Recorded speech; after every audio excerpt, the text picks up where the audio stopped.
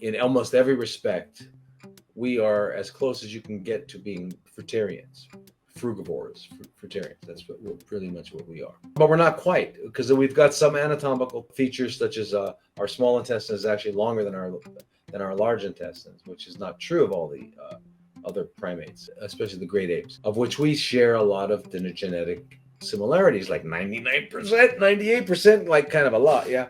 So anyway, we have a little bit longer small intestines, which puts us closer to the herbivores. In that respect, healing could come about by eating when eating only fruit.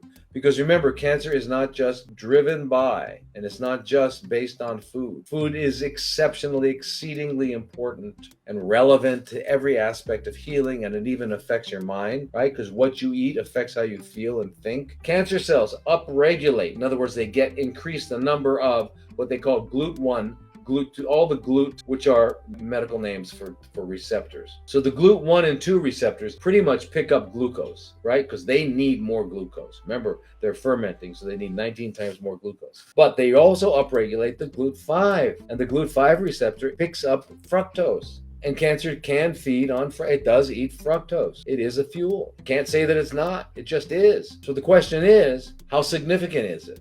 And that's the question.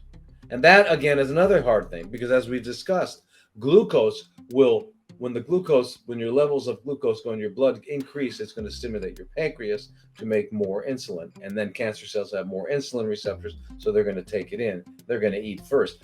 Fructose does not stimulate the pancreas to produce insulin, so that you don't get that. So in other words, the fructose is going to feed all cells equally, which is great, because if the cancer cells are eating as much as the healthy cells, for them it's relative starvation, because they need 19 times more. Can people heal? And fruit's full of all kinds of minerals and stuff like that.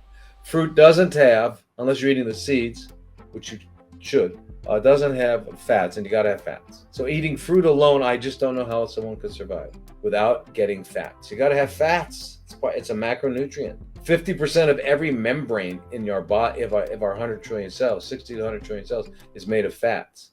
All right. Our brains and our peripheral nervous systems are mostly fat. We're all fat heads. Yeah. So I don't understand if you just ate fruit. And I had a really good person who eventually worked for me, but when I first met her, she had been eating only fruit, and she had these scabs all over her legs. Wanted to know why, and so that's immediately said we got to add some fat. So this was back in 2000, 2001, 2002. Anyway, she started adding seeds and nuts and stuff like that, and the scabs went away.